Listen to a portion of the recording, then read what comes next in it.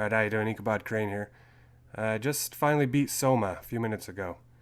And I gotta say, the story is awesome in the game. And, it's when it's over and the credits roll and everything, when they finally roll, um, I just had to talk about it. It's really awesome, very unique. I will say, well, I'll start with the good. So, the story, the narrative that they came up with is way above average, like way above what anyone else is talking about or doing in games.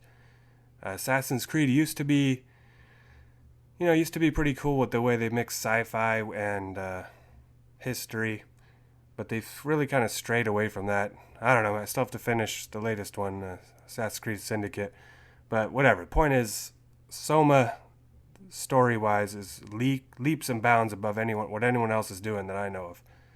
And it was a real treat as someone who's a real fan of sci-fi. Sci-fi and horror, those are my two favorite things, and this game tries to do both, but what it really does well is the sci-fi part. So yeah, I could say a little bit. You've seen some of my gameplay perhaps, but you start off as a guy named Simon. You got in a car accident or something, you have a head trauma, so you're going to an appointment so the doctor could scan your brain and whatever, look for what's wrong. And you get into the machine, he scans your brain, and then when you get out of the machine, you're not where you just were. You're in some decrepit old building, and you have to figure out what's going on. What's happening? Are you dreaming this, or. So it starts off with a good mystery, but once you start to see what's really happening, it could lose that mystery aspect, and then you're just stuck with, okay, I get what's happening. But no, you lose the mystery, but you gain real awe-inspiring storyline, at least for me. So, story is awesome. Graphics are pretty good, nothing wrong with them. I have it on both PC and PS4. I ended up playing through it on PS4. I wish I played on PC because there's a lot of frame FPS dropping on the PS4. But whatever, it was still awesome. So part of the negatives of the game for me were where they tried to be a horror game. They have these monsters that'll kind of chase you, or the monsters will kind of like be doing routes, I don't know, it's weird. The monsters just are there all of a sudden out of the blue. You'll be exploring, you'll be like really motivated to see what's next in the story, or, solving this puzzle that's going to get you to the next place you need to get. And all of a sudden there's this roving monster dude who just, for no apparent reason, wandering around a hallway. And it just takes you out of your element from being excited and interested to, you kind of have to stealth around this monster, and it's just dumb. I'm sorry, it really detracted from the game for me.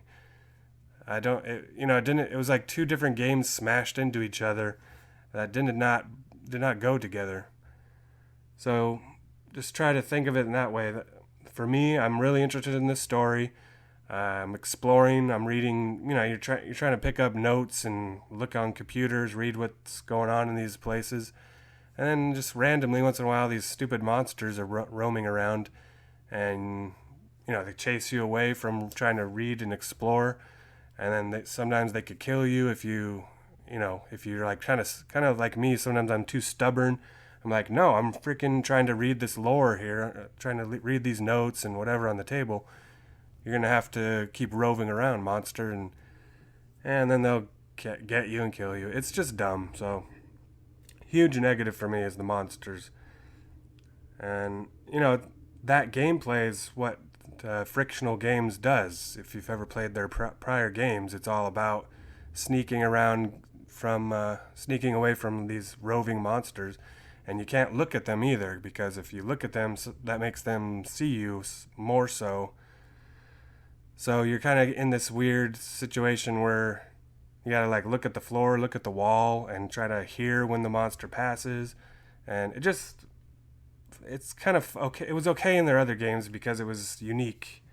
But when you have such a strong, amazing story that is motivating you to get, to see what's next in this game, and it's exciting you, to get like sidetracked with these stupid monster things, it really detracts. So, anyways, I'm rambling about that too much.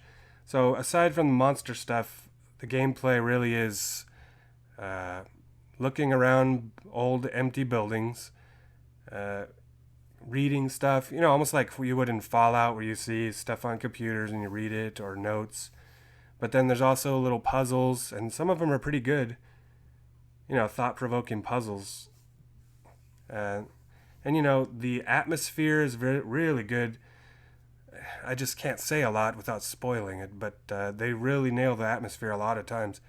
Sometimes I just want to stop and look around my immediate vicinity, because it's such like a unique and wondrous place. Most games, and even most everything fictional, kind of doesn't go where this game goes. So a lot of the time you just want to explore, and you got to really hand it to them for that.